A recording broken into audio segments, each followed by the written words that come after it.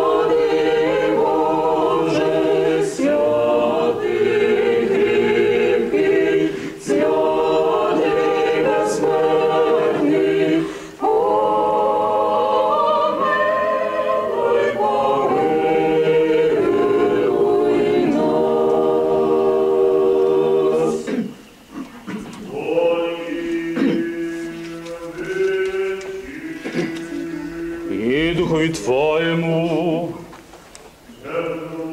рак іменла четвертий, творяй ангеле своя, духи, слуги своя, пламен огнений.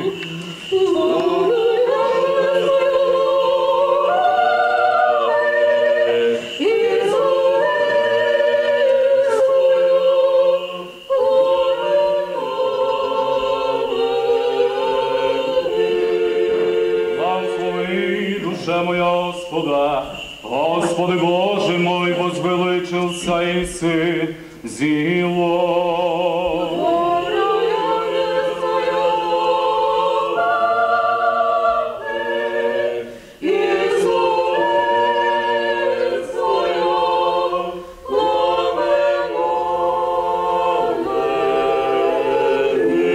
Горяй ангели своя духи.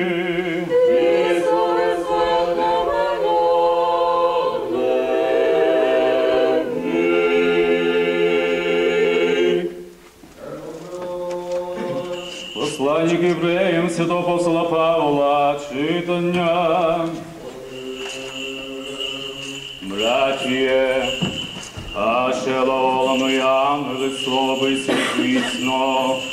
і всяко преступлення, услушання праведное прият, до воздание, како мы убежим, от улицы, нарядивши спасение, еже зачало приемлалося от Господа, слышавшими в нас известися,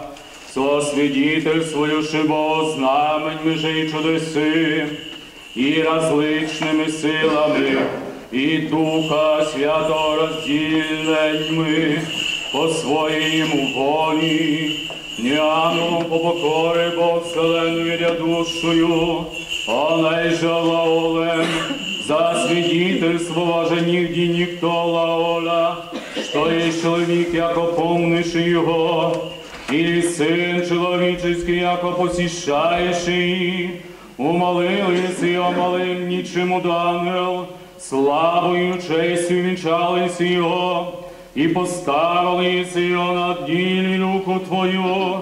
вся покорилась под ноги ее, в них даже покорити ему всяческая, ничто же остави ему непокорно, нині же не увидим ему всяческая покорна, а умалено малым, чим от ангел видим Ісуса, за приятие смерти славою и честью венчанна, яко до благодаті Божої за всіх, вкусити смерти, подобаше бо ему его же ради, всяческая им же всяческая, при вечному носини им славу, начальника спасения, их страданиями совершити.